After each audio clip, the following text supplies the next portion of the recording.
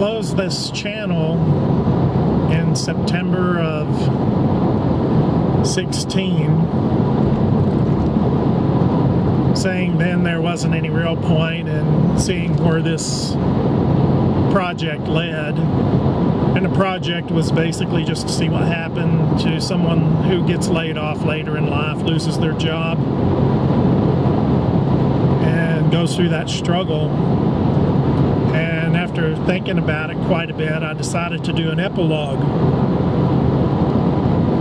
a follow-up to just kind of state where things have been. This is 2 years today that I've been unemployed. In that time period, I have filled out over 300 applications and documented every single one. It has crossed the gambit of every job you could conceive of, whether I was overqualified, underqualified, or right on the money, in virtually every state. And in that 2 years, I've had one job interview.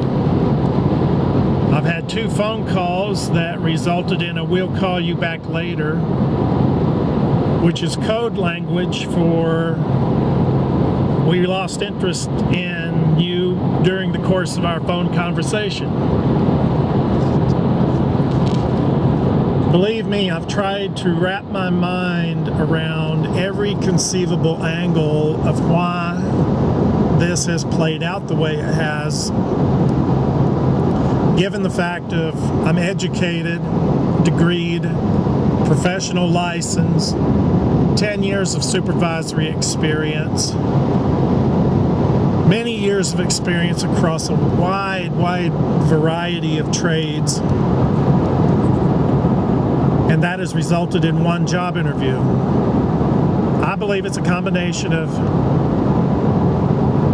age, race, gender, discrimination.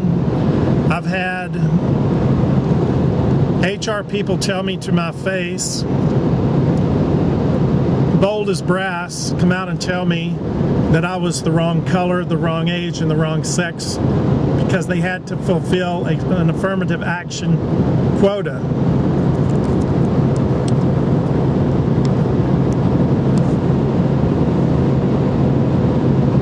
The overriding fact I really believe is what I had said during the series of this project was the business cycle. And it irks me beyond description of how our government bald-faced lies about not only the unemployment rate, but the inflation rate as well. I saw just 2 days ago an article that said the Federal Reserve has a problem. We have no inflation. And of course, anyone who believes that, who says that and believes that for 1 second is a damn fool. And I refuse to ever accept, along with everybody else, that food and energy don't figure into inflation. That's preposterous. That's damn well preposterous. So I wanted to give an update of what this 2 years of unemployment has cost me, since that was part of my original idea in the series. It has cost me my life savings in addition to my retirement.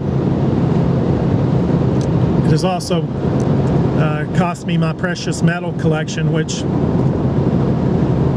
2 days ago I had drawn the last of it,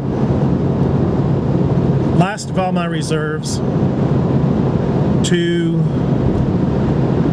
pay for last month's bills.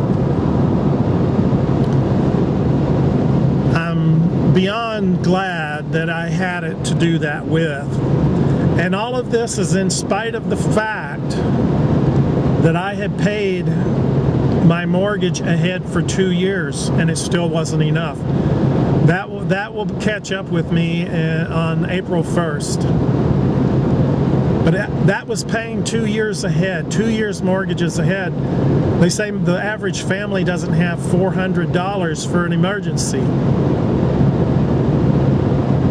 I planned superbly well ahead because I saw this coming for at least a year ahead of the time I lost my job. And it still wasn't enough. So what I want to say to all the brothers and sisters that find themselves in this position, and it can happen to anyone at any time, at any stage of their life, you can find yourself in this position. It's only been given to me to say basically two things. The first and most important is, if this has happened to you, no matter what your background is or where you come from, don't be afraid to believe in God and ask Him to reach out to you in these times. No matter what you've been taught or what you've believed before, don't be afraid to believe in God. And secondly, and very closely to the first point, is He is what will stand between you and the inevitable depression and despair that comes with this. I haven't lost what a lot of people have. And it is a life changer. I know that when I do eventually go back to work, and Lord knows I hoped it would have been before now, I know that my spending habits will never be the same, and I had prepared very well for this. And it still wasn't anywhere close to what it needed to be. And believe me, there's nothing like an experience like this to abundantly make clear your weaknesses and mistakes. And the last thing you want to hear is an uninformed but well-meaning and ignorant person telling you what you should have done. So, this morning I had a phone call. An prospective employer that was interested. And at the end of the conversation, they told me that they would turn it in to their supervisor. This is the HR people, said they would turn the application over to a supervisor, and I may possibly be called back later. Normally that's code language for don't call us, we'll call you. My point of that is simply to say that there, even today, after 2 years, on the 2-year anniversary of me leaving my last job, there's still hope. There's always hope. And if there was a third thing I would say to people, is stay in motion. The old timers always had a adage that I found interesting, and I found it particularly applicable at this stage of my life. They say rest and rust. You've got to stay in motion. You've got to keep moving. You've got to keep trying.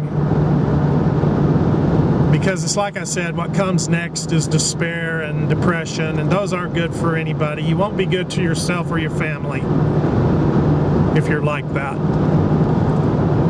And it is a tough, tough road to hoe. So anybody out there that might hear these words, and if they help in any way, God bless you. Don't give up.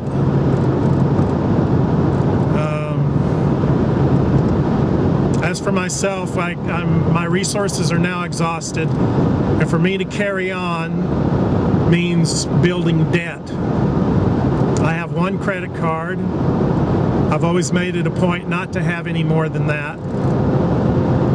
And believe me, I would rather take a beating than start using a credit card to live on. But if you also find yourself in that predicament, in that position, my last last piece of advice that I'd like to say on YouTube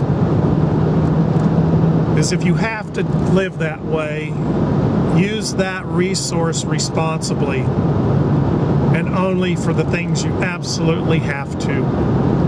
That's your only defense when it gets to this point. So God bless you in your travels, in your life path. I hope is never interrupted by something like this. And like I said all through the series, keep on plugging.